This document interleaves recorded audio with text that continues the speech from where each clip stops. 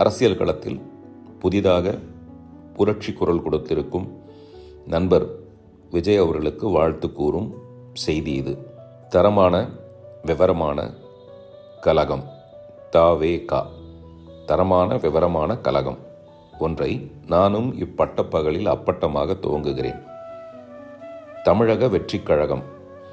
நண்பர் விஜய் அவர்களின் கட்சிக்கு பின்புலமாய் உள்ள அர்ப்பணிப்பு ஆச்சரியப்படுத்துகிறது. 100 கோடிக்கும் மேல் சன்மானம் பெறும் திரு விஜய் 100 கோடிக்கும் மேல் சனத்தொகை கொண்ட இந்திய அரசியலில் தமிழக அரசியல் என்பது முதலில் நாளைய இந்தியாவை வெல்வதாக இருக்க வேண்டும். தன் வருமானத்தை தியாகம் செய்துவிட்டு மக்கள் பணிபுரிய முழுநேர அரசியல்வாதியாக முன்வருவது பாராட்டுக்குரியது. ஒரு சினிமா ரசிகனாக, விஜய் விரும்பியாக வேண்டுமா இவ்வளவு தியாகம்? இவ்வாறு பலவாறு கேள்விகள். அவர் மீது உயிரையே வைத்திருக்கும் தளபதி ரசிகர்களுக்கும் அப்படித்தான் இருக்கலாம்.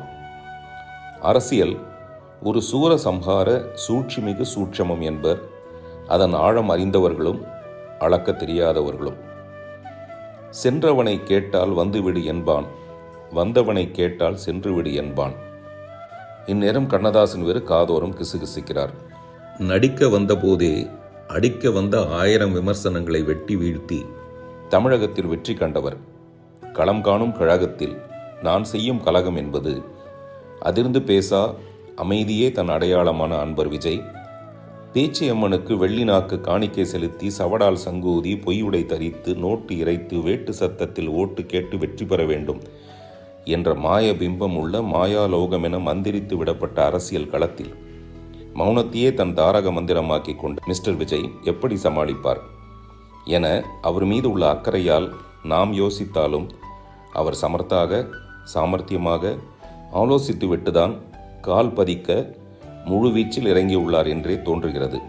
எனவே அமைதியான கடலே ஆழி பேரலையையும் உருவாக்குகிறது என்பதால் மக்கள் பணிக்காக ரியல் ஹீரோவாக உயரும் மிஸ்டர் விஜய் அவர்களை நெஞ்சார வாழ்த்தும் டீம் ஆஃப் டீம்ஸ்.